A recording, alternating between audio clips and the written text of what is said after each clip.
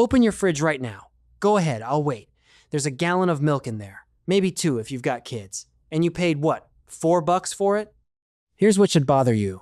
That price has barely moved in 5 years. Over that same stretch, your grocery bill went up more than 20%. Eggs went insane. Beef went insane. Coffee went insane. Milk just sat there. And every time I bring that up, somebody says, well, that's great. Cheap milk. Good for families. Sure. But somebody's eating that cost. And I want to show you exactly who, because the answer changed how I think about every commodity business in America. And let me say this up front so you know where we're going. A dairy farm is not a milk business. I know that sounds stupid, but by the end of this, you'll understand that the milk is almost a side effect. Let's start with the number that runs everything.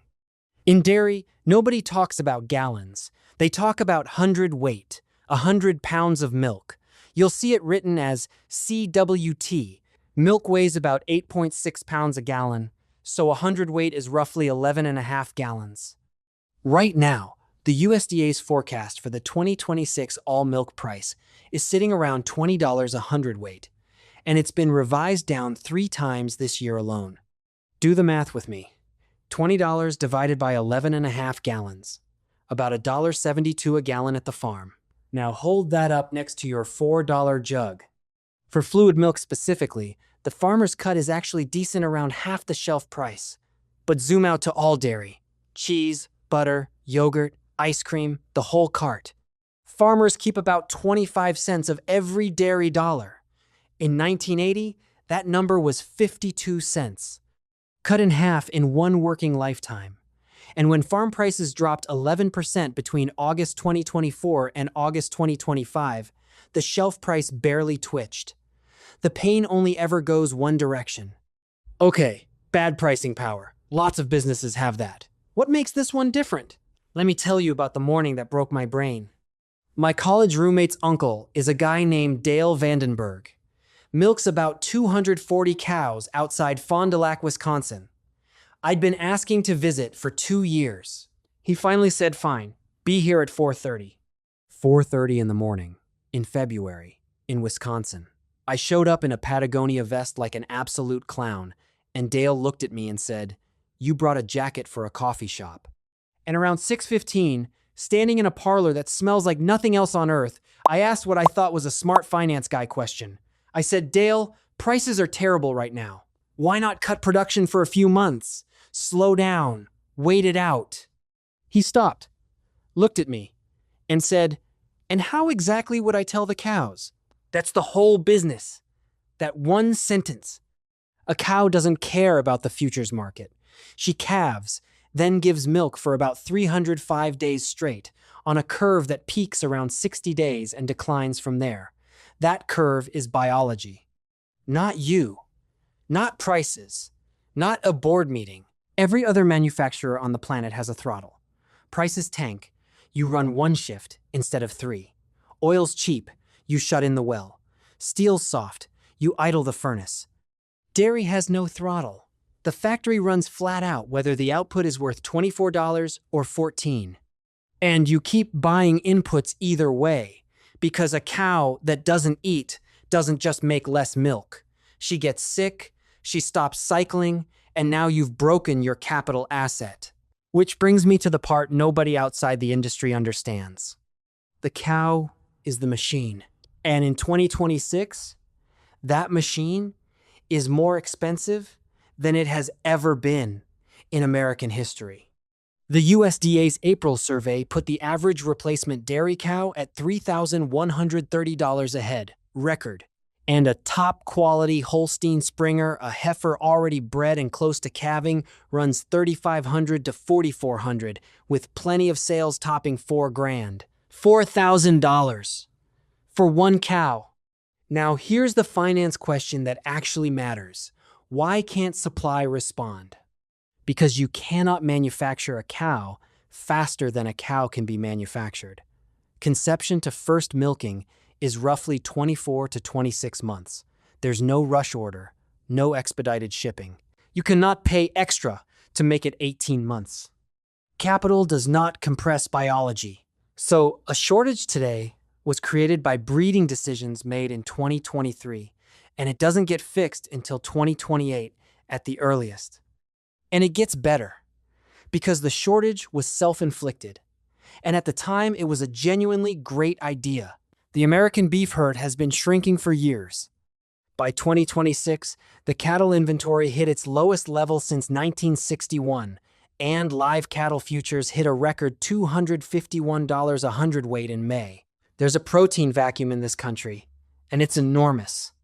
Dairy farmers noticed, every dairy cow has to calve every year to keep milking non-negotiable, but you don't need every calf to be a dairy replacement. So farmers started breeding a big chunk of the herd to beef bulls. The crossbred calf is a far better beef animal, and newborns started fetching north of $1,000. $1,000 for a 3-day-old animal. Found money. And to be clear, that was smart. In a business with no pricing power, they found a second revenue line and ran at it. 5 years ago, beef and cull cow sales were about 5% of the average dairy's bottom line. Today, it's 15%, and on some operations, pushing 20%. But run it forward. Every beef cross calf you sell is a dairy heifer you didn't make. Do that across an entire industry for 3 years.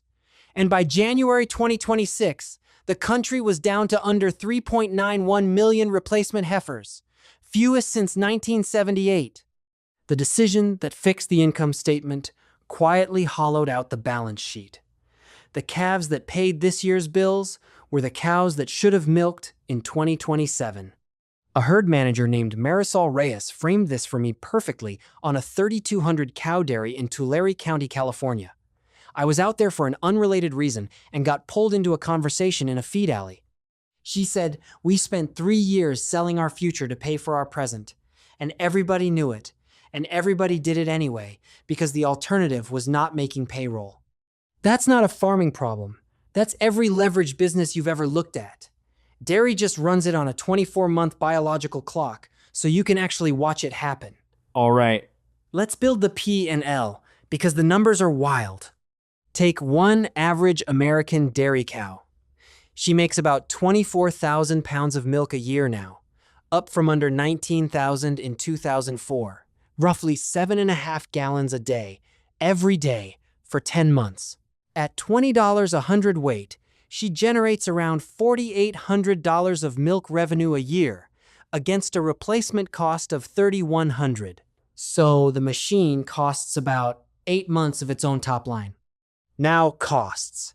Feed is the monster's 60 to 70% of operating cost. USDA's 2024 figures put average feed cost at $10.31 a hundredweight, and non-feed expenses at $13.34. Add them. $23.65 to produce it, roughly $20 to sell it. Sit with that. On the national average, a lot of these farms are structurally underwater on milk alone, not in a bad month. As a baseline condition, I proved this the hard way. A buddy of mine, Doug Herman, runs a small fund, very sharp, zero agriculture background, called me 4 years ago genuinely excited. He'd found a dairy for sale in Michigan and wanted a sanity check. His pitch was, quote, "It sells a product every human on earth buys, with a hard floor on demand." He wasn't wrong. So I built the model. 2 hours later, I called him back and said, "Doug, I can get you to positive EBITDA. I cannot get you to positive cash flow after debt service, and the only line making it work at all is selling calves and cull cows." He said, "So I'd be buying a milk business that survives on meat." Yeah, exactly. He passed. And that was the moment I realized I'd been thinking about the whole category backwards.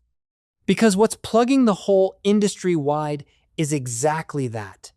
Cull cow prices in early 2026 ran near record, around $164 a hundredweight. Beef cross calves over $1,000 a head. Analysts peg combined beef income at something like $4.50 a hundredweight of milk shipped. Read that again. The thing keeping American dairy solvent right now isn't milk, it's beef. The milk runs at a loss, and the cattle market subsidizes it. I told you the milk was almost a side effect. That's what I meant. There's a guy I've known since my first year on a credit desk. Ken Bodeker, who spent 25 years lending to agriculture in the upper Midwest. He has a line he's used since the 90s. A dairy farm, he says, is a real estate portfolio with a very demanding tenant. I used to think that was a joke about cows. It isn't. Look at where the value actually sits. On a lot of these operations, the land is worth more than the operating business will ever generate.